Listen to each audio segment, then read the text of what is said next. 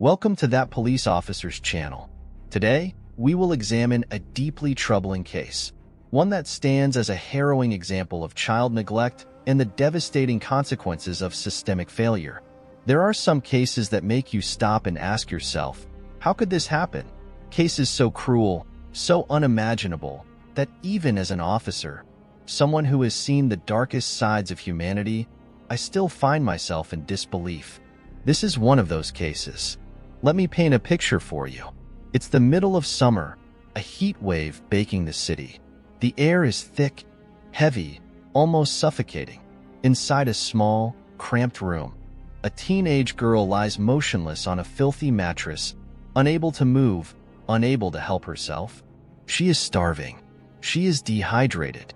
She is covered in bed sores so severe they are literally eating away at her flesh.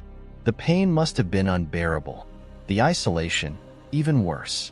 For days, she had been crying out, begging, pleading for just a sip of water. And then, her voice gave out. The only word she could whisper was water. But no one listened. No one cared. This isn't a story from a war zone or a third world country. This happened right here, in the United States, in a home where there were people who could have saved her. But they didn't. And by the time anyone paid attention, it was far too late. This is the story of Danieal Kelly, a 14-year-old girl who was born with cerebral palsy, an illness that made her dependent on others for care. She wasn't able to walk, she wasn't able to feed herself, and she couldn't get up to get a drink of water when she needed one. That meant she relied on her mother, her father, social workers, and government agencies to protect her, to make sure she was safe. But instead of love and care, Danieal was met with indifference, cruelty, and ultimately, death. And here's the most disturbing part. There were so many chances to save her, warnings that were ignored, reports that were falsified, a system that should have been her safety net, but instead became her death sentence. I've worked in law enforcement long enough to know that sometimes people fail. Sometimes people make mistakes. But this was more than just a mistake. This was a pattern, a horrifying chain of neglect that led to an innocent child dying in one of the most horrific ways possible. This case isn't just about one person's failure. It's about multiple people, family, friends, caseworkers, an entire system that allowed Danieal to waste away in plain sight. And that's what we're going to break down today. Who was Danieal Kelly? How did she go from being a bright, happy child to a forgotten teenager dying alone in filth? Who was responsible for this? And how did they justify turning a blind eye? As we go deeper into this story, I want you to ask yourself the same question I've been asking since I first learned about this case. How does this happen?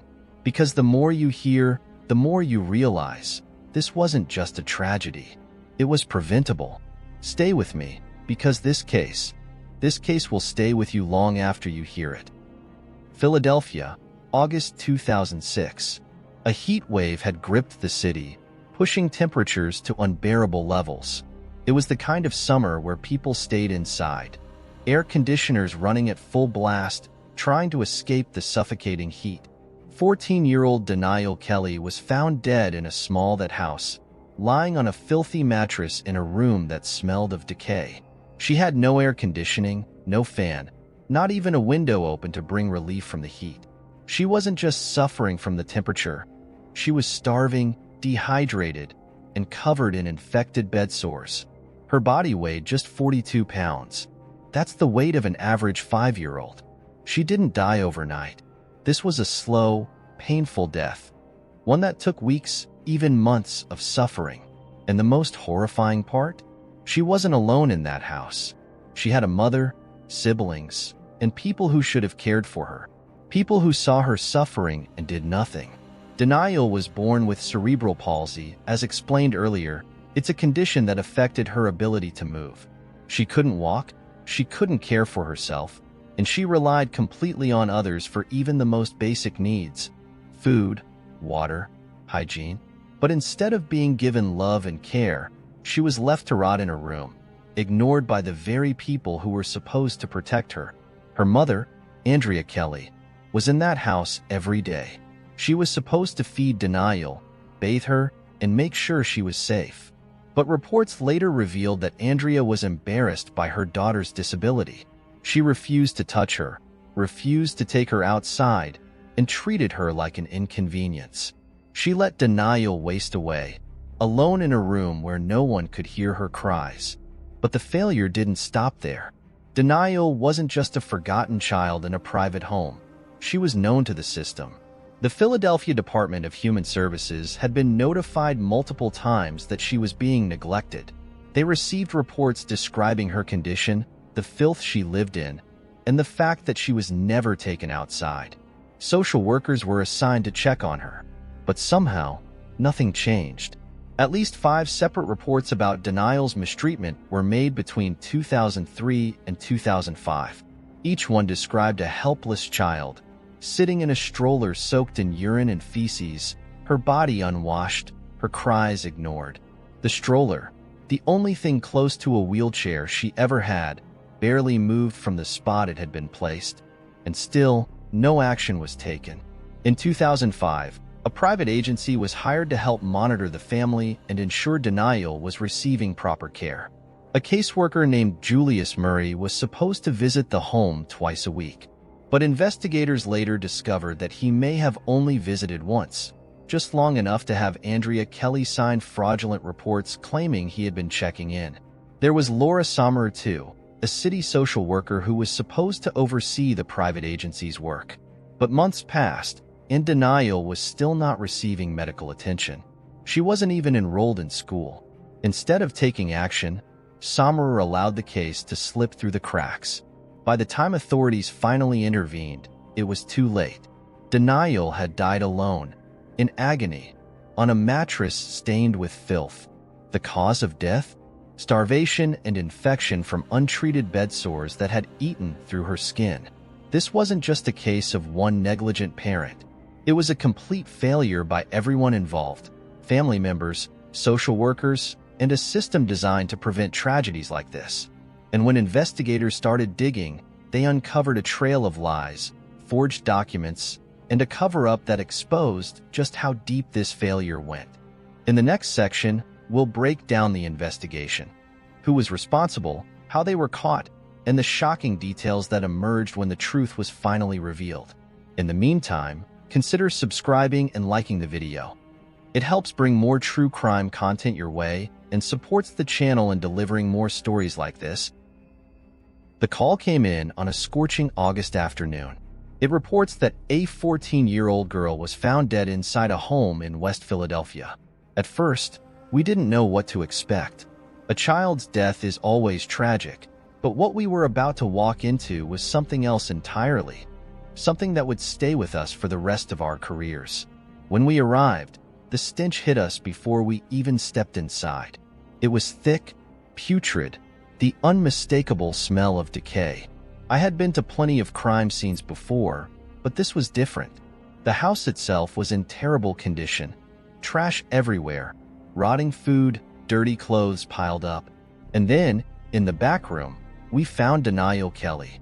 She was lying on a bare, stained mattress, her body painfully thin, her skin covered in open sores. Flies buzzed around her, and the heat in that room was unbearable. No fan, no air conditioning, just stagnant, suffocating air. It was clear from the start. This wasn't just a case of natural causes. This was neglect, severe, criminal neglect. Our first priority was to secure the scene and gather every shred of evidence. Photographs were taken, and every inch of that room was documented. The condition of her body told us everything we needed to know. This wasn't a sudden death. It had taken weeks, maybe months, for her to reach this state. But something wasn't adding up. Her mother, Danieal Kelly, claimed she had no idea how things had gotten so bad. She told us Danieal had just stopped eating. That was lie number one. A medical examiner later confirmed that Danieal had been malnourished for a long time. Her body had been slowly wasting away. We started questioning everyone in the house: Danieal Kelly, her other children, and a few family friends who had been around. Most of them avoided eye contact, hesitant to say too much. But when we spoke to one of Andrea's teenage sons, the truth started coming out. He admitted that his mother barely paid attention to Danieal. She left her in that room for days, barely feeding her, barely even looking at her. Next, we turned to the Department of Human Services. If reports of neglect had been made in the past, why was nothing done? That's when we uncovered the second layer of failure. Social workers were supposed to be checking in on Danieal. There were records, paperwork stating that visits had been conducted, that progress had been made. But something felt off.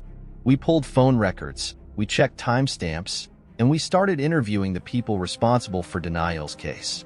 That's when the lies really started unraveling. Julius Murray, the private caseworker assigned to visit Danieal twice a week, had no detailed recollection of her condition. He couldn't even describe her bedroom. That was the moment we knew. He had never really checked on her. The so-called reports of progress? All fabricated. Then, we found out about Mikkel Kamovaka, the director of the agency responsible for overseeing these visits. When we brought her in for questioning, she was defensive. But we already had the grand jury report, and it detailed something shocking, a full-scale cover-up. The night Danial's death became public, Kamovaka gathered her employees and held what would later be called a forgery fest. They sat down and created months' worth of fake reports, trying to make it look like they had been doing their jobs all along. Piece by piece, we built our case. The evidence was undeniable. A mother who ignored her child's suffering, a father who abandoned her, social workers who falsified documents, a broken system that let her slip through the cracks. By the time the investigation was complete, we had arrested 9 people: Danieal Kelly, for social workers, and 3 others who had lied to protect them. But even as we closed in on the people responsible, one question still haunted us. How many other children had been failed just like Danieal? In the next section, we'll take a look at what happened when the case went to court and whether justice was truly served. When the investigation concluded, it was clear. Danieal Kelly's death wasn't just a tragedy. It was a crime. A crime committed not by one person, but by an entire network of neglect, deception, and willful ignorance.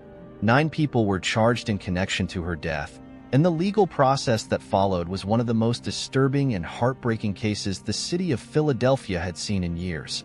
Danieal Kelly, Danial's mother, was the first to be arrested. The charge? Murder. Prosecutors argued that her blatant neglect, her refusal to feed, clean, or care for her daughter, amounted to nothing less than torture. When she was brought into court, she showed little emotion. No tears, no remorse, just a blank stare as the charges were read. The courtroom was silent, the weight of the accusations hanging heavy in the air.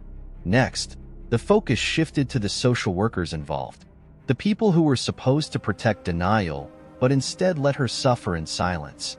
Dana Poindexter, the DHS employee who had been assigned to her case, was charged with child endangerment. The prosecution laid it out clearly. Poindexter had a history of negligence. Years earlier, another child had died on his watch, and yet he had been allowed to continue working. His failure to act on multiple reports about Danieal sealed his fate in court. Julius Murray, the caseworker from the private agency hired to check on Danieal, faced charges of involuntary manslaughter. The evidence against him was overwhelming: falsified documents, fake progress reports, and the fact that he had barely visited the home. His defense? He was overwhelmed with too many cases. But that excuse wasn't enough. The jury saw through it. And then there was Mikkel Kamovaka, the director of the agency. The forgery fest she orchestrated, where employees scrambled to fabricate nearly a year's worth of reports, was one of the most shocking revelations of the entire trial. She was charged with multiple counts of conspiracy and fraud. Prosecutors described her actions as an attempt to erase the truth, to make it seem as though Danieal had never been abandoned. If you're still with us, consider subscribing to keep the channel active and help us continue bringing you more true crime stories. The trials were emotional. Witnesses took the stand and described Danial's suffering in detail. Medical examiners explained how malnutrition and infected bed sores slowly destroyed her body. Former teachers and neighbors spoke of the bright, sweet girl they had once known, before she was locked away and forgotten. The defense attorneys tried to argue that Danial's death wasn't intentional. They pointed fingers at the system, at understaffed agencies, at miscommunication, but the jury wasn't swayed. Danieal Kelly was convicted of third-degree murder and sentenced to 20 to 40 years in prison. For some, it felt like justice. For others, it was far too little for what she had done. The social workers received varying sentences. Poindexter got 6 to 12 years, Kamavaka received 17.5 years, and Murray was sentenced to 11 years. Each of them had contributed to Danial's death in some way, whether through neglect, fraud, or pure indifference. But even with the convictions, one question remained. Would anything really change? Danial wasn't the first child to die because of a broken system, and she wouldn't be the last. The case led to reforms, new policies, stricter oversight. But for those of us who worked on it, the damage was already done. A child suffered, cried out for help, and no one came.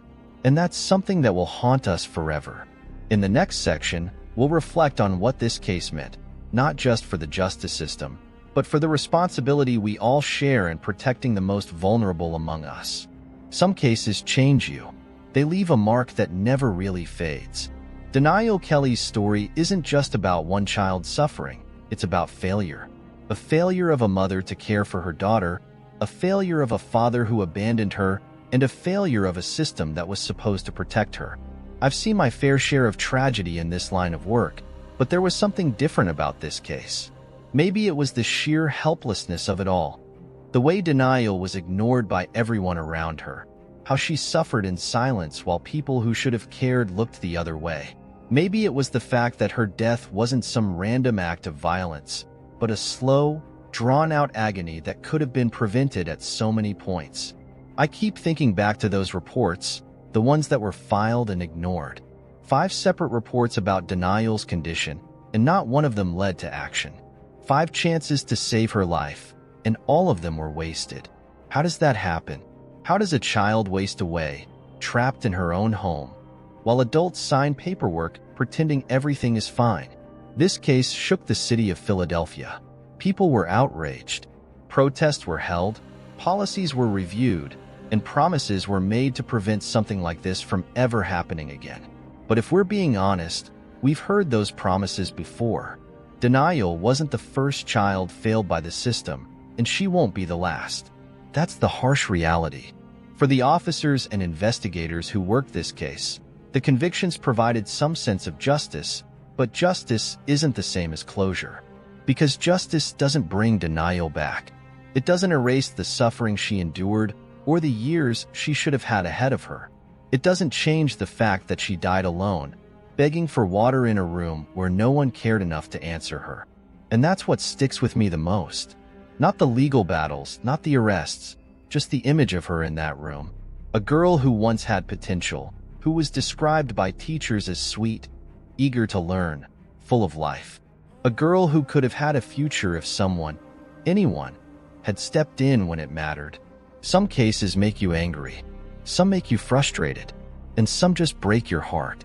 This one did all 3. So what do we take away from this? That's the hardest part. We can talk about policy changes, accountability, and all the ways the system needs to improve, but at the end of the day, it comes down to something much simpler: human responsibility. The responsibility to care, to act, to not look away when we see something wrong. I can't help but wonder, how many people walked past Danial's house and never thought twice? How many heard her cries and assumed it wasn't their problem? How many times do we, as a society, turn a blind eye to suffering just because it's easier than getting involved? Danieal Kelly deserved better. She deserved to be loved, to be protected, to have a chance at life. And maybe, just maybe, if her story stays with us, if it makes us pay attention the next time we see a child in need, then her death won't have been entirely in vain. Because the truth is, we don't need more laws or policies to fix everything. Sometimes, we just need people to care enough to do the right thing. This has been That Police Officer. Stay safe, stay aware, and as always, look out for each other.